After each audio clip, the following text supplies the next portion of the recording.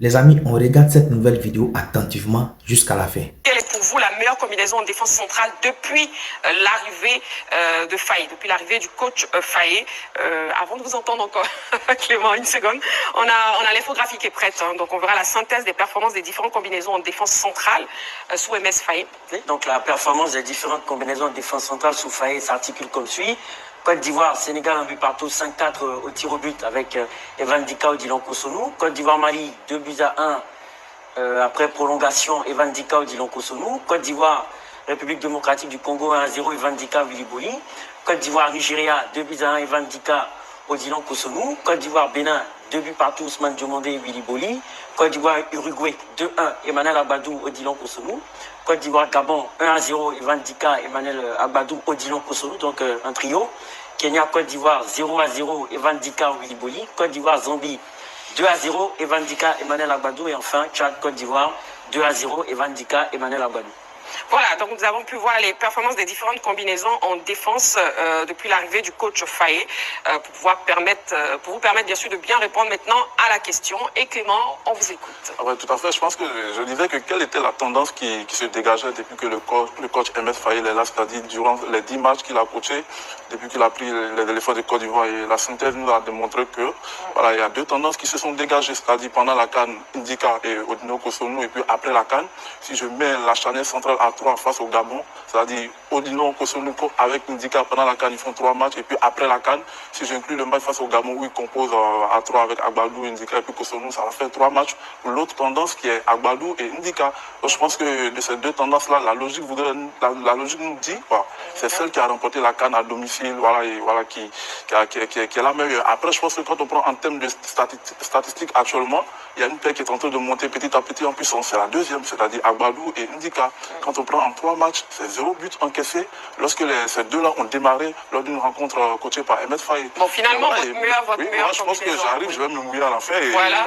Voilà, La fin tarde, hein, mouillez-vous rapidement. Je pense qu'ils sont tous bons, mais quand tu prends en termes d'adversaires affrontés, c'est-à-dire la première pour moi est la meilleure parce qu'elle nous permet de gagner cette CAN-là. Et puis, elle a affronté des adversaires plus coriaces, c'est-à-dire le Nigeria en finale, le Mali en quart de finale et puis le Sénégal en 8e de finale. Donc, moi, je vais opter pour la Ndika et puis Odilon Kosonou qui est la meilleure. Mais il y a les états de forme qui changent également. C'est pourquoi Agbadou est en train de monter petit à petit en puissance avec Ndika également. D'accord, très bien. C'est bien compris, Clément. Et coach, quoi de Georges?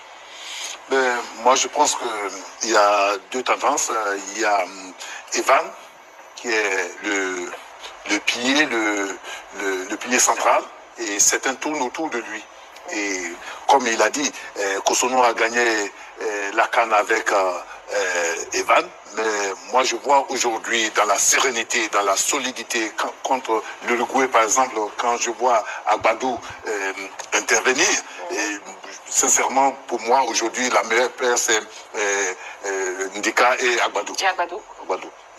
Mais cela ne veut pas dire que les autres ne sont pas bons. Ils peuvent attendre leur temps, ils peuvent toujours travailler. Et je sais qu'un homme comme Diomandé, c'est un très très bon joueur, c'est un très bon défenseur. Mais pour l'instant, il est un peu barré. Mais qu'il soit patient, je pense qu'il gagnera son temps. Il viendra faire... il a toujours sa place avec Odilon. Odilon aussi peut jouer milieu défensif aussi. Oui. Donc voilà des garçons qu'il faut garder dans l'antichambre qui pourront apporter demain. Balou, on vous écoute. Oui, moi je dirais... Evan Dika et Odilon Kosonou, pour 3 raisons. La complémentarité, la durée et le contexte. D'abord, sur la complémentarité, je remarque qu'il y a quand même de grandes similitudes de profil en termes d'impact physique et de rigueur dans le duel entre Agbadou et Evan Dika. Alors qu'avec la charnière, si vous voulez, le duo Evan Dika, Odilon Kosonou, on a une valeur ajoutée qui est la vitesse. C'est-à-dire qu'Evan Dika, c'est la sérénité, c'est la qualité de relance, c'est la rigueur dans les duels. Mais avec Odilon Kosonou, il y a la capacité de pouvoir défendre notre charnière centrale face à des équipes qui vont utiliser beaucoup la profondeur. Donc si on est face à des attaquants très vifs, pour moi, la charnière la plus complémentaire me semble être celle d'Evan Dika et d'Odilon Kosonou. Ça, c'est la complémentarité. Pour ce qui est de la durée, quelle est la charnière qui a fait ses preuves sur la durée? Eh bien, c'est Evan Dika et Odilon Kosonou. Sur plusieurs matchs, surtout les matchs de la CAN, à 3 reprises, ils ont fait leurs preuves. Et dans quel contexte? Dans le contexte, si vous voulez, de la pression populaire, oui. Dans le cadre d'une CAN à domicile, où tous les yeux sont rivés sur cette charnière centrale-là, ils ont su gérer cette pression pour, si vous voulez, permettre à cette défense de tenir face à des cadors. Clément Yveton a déjà signifié Sénégal, Mali, Nigeria, qui sont de gros cadors, alors que lorsqu'on prend l'évolution des charnières centrales, certes, qui ont évolué dans des compétitions officielles, mais d'un calibre moins que la Coupe d'Afrique des Nations, on a les éliminatoires de la Coupe d'Afrique des Nations qui ne sont pas la phase finale, qui est la compétition en elle-même. Donc pour moi j'estime que pour le contexte, pour la durée avec laquelle ils ont su, si vous voulez, assurer de belles performances et pour la complémentarité, parce que lorsqu'on choisit un défenseur à côté d'un autre, il doit lui apporter une valeur ajoutée, une nouvelle qualité. Et pour moi, Odilon Kossounou apporte la vitesse, si vous voulez, à l'échiquier, à la palette de qualité des Vandika. D'accord, donc pour vous, c'est Ndika et Odilon Kossounou. D'accord. Avant de poursuivre, grâce à la régie, on verra donc le nombre de titularisations par défenseur. Le nombre de titularisations par défenseur, Evan Ndika s'avère être le champion, avec 8 titularisations, 5 titularisations pour Odilon Kossounou, 4 pour Emmanuel Abadou, 3 pour Willy Boli et une seule titularisation pour Ousmane Diomandé. Voilà. Et ensuite, le nombre de titularisations par combinaison. La combinaison la plus utilisée était celle d'Evan Ndika et d'Odilon Kossounou, 3 titularisations. Evan Ndika, Willy Boli, 2. Evan Ndika, Emmanuel Abadou, 2 titularisations. Donc là, il y a deuxième ex-aequo.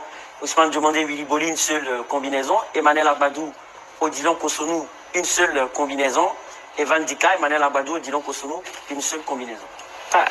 Evan Ndika, toujours présent, avant d'écouter Roger Stéphane, et je suis sûr qu'il nous expliquera aussi pourquoi Evan Ndika est presque inamovible. On vous a tous entendu sur le plateau et c'était Roger Stéphane. C'est la difficulté de parler en dernier.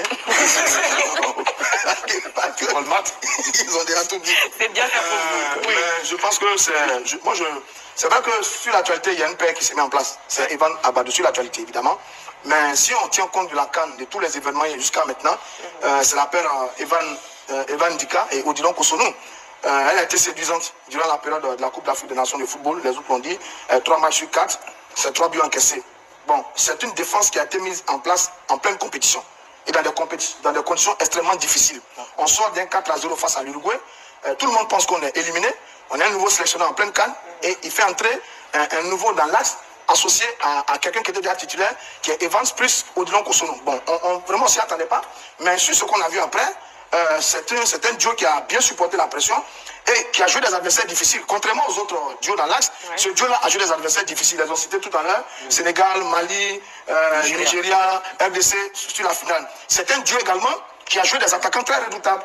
Bon, là, par contre, ils ont joué Mané, ils ont joué Sarr, ils ont joué Osimhen, ils ont joué Lookman, ils ont joué Bakambu, ils ont joué Adama Traoré. Contrairement aux autres duos, parce que Ndika n'a pas joué contre l'Uruguay parce qu'il avait son malaise, il n'a pas joué contre l'Uruguay. Mais donc, c'est ce duo-là qui a vraiment joué contre de grandes équipes, joué contre des attaquants redoutables et qui a donné satisfaction. Donc, si on tient compte de ces éléments, on peut considérer que cette paire-là, sur la période début Faye jusqu'à maintenant, on peut considérer évidemment que la paire Evan Kossounou est la meilleure paire. Mais maintenant, il y a une actualité qui se met en place. Il y a une nouvelle dynamique et dans cette dynamique-là, il y a Abadou qui est apparu associé à Kossounou face à l'Uruguay. Oui. Ensuite, il a joué Abadou Kossounou face au Gabon. Oui. Sur ces 2 matchs-là, il a marqué des points et il a quasiment pris la place de Odilon Kossounou qui lui a quitté la sélection en raison du fait qu'il n'avait plus le temps de jouer en club. Donc oui, il y a cette actualité, mais si on tient compte de tous les paramètres, je pense que la meilleure paire jusqu'à présent de FMS, c'est bien Evan Ndika et Odilon Kossounou. D'accord, très bien. Selon vous, quelle est la meilleure paire axiale depuis l'arrivée de Faye Hermès à la tête des éléphants de Côte d'Ivoire?